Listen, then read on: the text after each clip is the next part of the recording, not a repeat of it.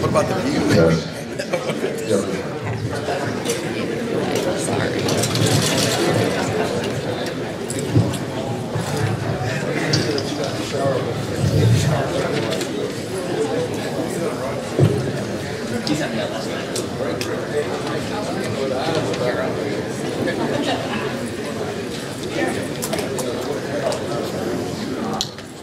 Test.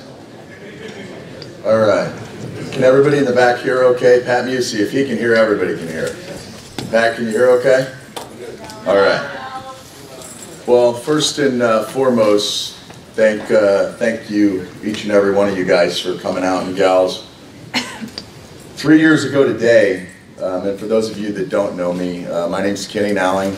Along with Dave Wood and Tommy Leeper, I founded the American Drag Racing League back in September of 2004. And thanks to a man named Richard Small with Flowmaster, we were able to have our first full tour in 2005. Richard believed in the ADRL from day one, and when we left Carolina Dragway that afternoon, the House of Hook in 2004, Richard gave me a call and I flew to Santa Rosa, California the following Wednesday, and we inked a deal for 2005, and they invested several $100,000 over the coming years to be the title sponsor for the ADRL. My goal, when we set out, and I sat down last night and read the very first issue of Adrenaline, which a lot of you guys and gals may have a copy of, and I said back then I had no idea where this journey was going to take us. And as I stand here today, some, I don't know, 12 years later, I'm still not sure that I know, but I hope the old adage, third time's the charm, is true. We're certainly blessed to have the opportunity to be here, and there's a lot of people that I'll go through and thank that gave us the opportunity to be here. But I said at our event in St. Louis, Dragstock 11 in November, that I wouldn't publicly address what happened in 2013 again to the racers that were there. Well, some of them are here today, and there's a lot that weren't at that event, so I feel like I need to address it. Quite simply, I think a person, whether it's their life, their business, I think that they should be judged on the full body of work. When everything's said and done, and they pass on, and depending on your beliefs, I believe that someday I'll be sitting next to my Lord and Savior Jesus Christ in the kingdom of heaven. But while you're here on earth, I think your full body of work, everybody in this room, myself especially at this very moment, have made decisions and mistakes in our life that if we could go back, and hindsight's always 20/20, if we could do it over. In September of 2013, we'll step back a month to August of 2013. If you remember that 2013 season, it was very tumultuous. After we sold the ADRL to the Alanabi folks in 2010. 2011 and 2012, the ADRL didn't perform financially at the level it needed to. When Khaled got back involved, he decided that he was going to make a change, and Mitchell and Jason Scruggs, along with Roger Henson, decided that they would make an investment and that we would start the ADRL again. And the previous employees of the ADRL spawned off and they started the XDRL. The XDRL, to my knowledge, collected all the sponsor monies up front for the 2013 season. And anybody correct me if I'm wrong, but I believe the racers also paid their entry fees for the 2000, is that right, John? For the 2013 season up front. I don't know, it's not important how many races they ran, but they didn't finish the season. Had we done that, I wouldn't be standing before you today. I would probably have been sued by everybody from sponsors to racers to anybody else that was involved. And this isn't about badgering on them. This is just about clearing the air and stating the facts of what led us to that fateful day in Rockingham in 2013. there was a lot of pressure put on me by individuals that I'm not going to go into to put the XDRL out of business. That almost became the focal point. Sometime around Cordova, I believe, when we had the spring drags. It's Scott and Laura Gardner's track up there. They've since sold it and are now out in Topeka, Kansas. But when we went to that spring drags event, if I'm not mistaken, the XDRL was holding an event in Belrose, Louisiana. So it was that first head-to-head event. Khaled and I had been in communication. I had made a trip over to Qatar in 2013, I believe in January or February, and we agreed on a title sponsorship for Speed Tech, and then subsequently, as that event approached, it became very important to him and another few individuals that were involved financially with the ADRL, that the XDRL kind of go away. It just wasn't good for business to have two of these series and to have competing sponsors and dates, and the racers were split up. So I took a man at his word, and he gave me his word that we're going to add this drag radio class, we're going to add this purse, we're going to increase the purses, we're going to have this $500,000. I want it to be the biggest. And I remember Jason and I arguing with him, Jason Scruggs and I arguing with him at length, that we don't need to put up those kinds of monies, that we could spread that money out over a course of the season, increase qualifying monies, maybe do away with these ridiculous things called entry fees, which we'll get to in a little bit. But he decided, purely motivated by ego, that we needed to have the biggest payday in drag racing, and that's what we would do. In August of 2013, I went to Malibu, California. Stayed in the presidential suite in the Beverly Wilshire, for those of you that have seen Pretty Woman. That's where Richard Gere and Julia Roberts were hanging out, spending more money a night than I needed to just catch up and to finish out the 2013 tour. A gentleman who asked me never to say his name again at the U.S. Nationals, Don Greenbaum, and if you're here, Don, or if you're watching, hi, Don. He asked me to come out and meet with him and Khaled, and that I would get the money, and that I would go back to St. Louis, and that we'd be ready to go for the 2013 Battle for the Belts. I was out there for almost 2 weeks, away from my family, away from my business, away from my obligations. Don shows up without the money. If I'm not mistaken, I'm sure he was there because we ate together, but Alan Johnson also showed up that day looking for some money. Whether he got his or not, I can't say. Based on the manner in which he left, I have a feeling that he didn't. Based on the manner in which things happened after that, I'm not sure that he did or he didn't. None of my concern, but I can tell you that I didn't. So immediately we switched gears, pun intended, to we're going to cancel this Battle for the Belts. Well, Cage wasn't having it. You're going to ruin my name. It's going to be fine. Have I always paid you?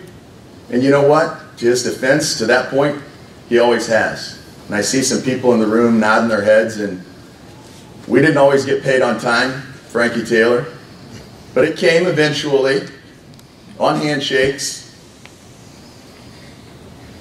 I talked with Larry Jeffers, ironically, in front of the Rockingham Tower that day in 2013, and a few other people in this room, about canceling the race. I was given assurances by Khaled and a couple of other people who have more money than I could ever make or spend in my life, that if we just had the race, everything was going to be fine. Just have the race. Since 2008, when we first started doing business with Al-Anabi, I have never accepted, ever, $1, 1 penny in cash. All of my transactions with Al-Anabi Racing USA and the Qatar Racing Club are documented through wire transfer receipts, and I paid my taxes on every single one of them. The important part of that is, all I wanted, and all I've wanted since this happened to clear my name, is that wire transfer receipt for that Battle for the Belts money. If it existed, if I owed Mr. Earl Wells $500,000, and I paid him, and he said, I didn't get paid. All I'd do is I just produce that wire transfer receipt. And I'm only pointing out Mr. Wells because I think he's done as much for drag racing in the last year as Cage did in the last 8. And I'll say this. If Don Greenbaum would step up here right now or come forward with that wire transaction receipt that I received that money, because this isn't about whether or not the racers got paid from my perspective. From yours it is. From my perspective, it was about whether or not Kenny Nowling got the money, which is what the rumor mill has created and thrived on for the last 3 years. I have no idea after today what those people are going to do to stay busy. Not a clue. Don't care. All I've ever asked is that they produce that document. They produce that document, I'll walk away from drag racing with my head between my legs and my tail between my legs forever. That's all I've ever asked for. And I'm going to ask one last time publicly for everybody that's filming and Facebook Living. Don, Cage, whomever's running the show, just produce that document. If you produce that document, I'll walk away. Never to be seen or heard from again in the drag racing circles. You threatened to sue me if I mentioned your name again, so I'm going to ask you one last time publicly. Please, sue me. Let's make it a part of public record. I'm willing to put my financials and my bank statements up in a court of law. Let the subpoenas come in. The reason that hasn't happened, can I get some water, Mitch? Yeah, the reason that hasn't happened and the reason that it won't happen is because their financial records would also be subpoenaed. I didn't intend on coming in here today and starting our press conference this way, but after everything that's gone on and the emotions and the roller coaster that my family's been put through, forget about Kenny Nowling. Thank you, Terry. When your 20-year-old daughter who's getting ready to graduate summa cum laude from Mizzou and go off to NYU to get her master's and hopefully her doctorate in political science, when she calls and begs you not to come to the PRI show because you got knuckleheads on there asking people to kill you and threatening you, and I got to bring in a security guy, I mean, how ridiculous. How ridiculous. Being compared to Bernie Madoff, somebody should just kill that MFer, I believe was the words. Guys, we're talking about drag racing. We're talking about a few $100,000 that I take very seriously. But does anybody in here, and please speak up, anybody, does anybody in here think that that's worth taking a husband and a father and a son? Anybody? I know there are some promoters that don't have the ability humbly to do what I've been able to do with the people that have been behind me since 2002 when we started the AMS Pro Mod Challenge. I get that doing this is how they promote themselves, and that's great, that's fine. I promoted myself by raising a little over $16 million and paying it out over the course of 15 years. I'd ask that you judge me on that body of work, not what happened in Rockingham in 2013. As I stand here today, I'm not legally obligated to pay any of these monies out. Nobody's sued me.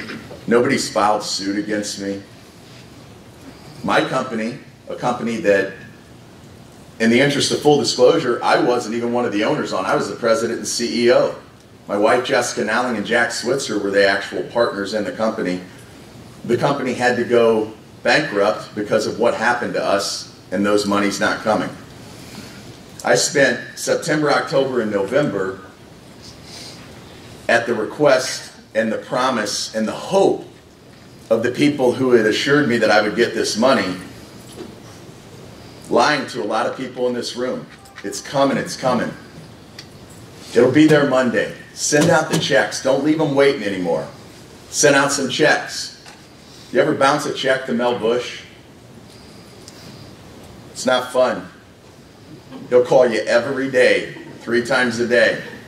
And I have no issues with it. Up until November or whatever that time frame was of 2013, I had never bounced one. For those of you that raced in the ADRL since 2004, the first drag stock, until we sold the company in 2010. Frankie Taylor, did you ever have a problem getting paid? Who else is in here? Brandon Pez, Todd Tutterow, Billy Glidden. Did anybody not get paid before Cage bought the ADRL? Did anybody not get paid for a race purse, a championship purse, a battle for the belts purse? Did anybody receive a bad check? I'm talking 2004 to 2009. It was the most humiliating, most difficult time of my life. And as I stand here today, there are several people in this room who I hope to make amends with, and I hope that they're willing to make amends with me, because as I look around, there are several people who have spent the last 3 years on the internet personally attacking me and personally attacking my family, which is much more important to me. I can take it. My skin, after I got into this drag racing business, Uncle Roy taught me a long time ago, son, you better have skin as tough as Texas leather to deal with this shit. You hear me, boy? And I've developed that skin.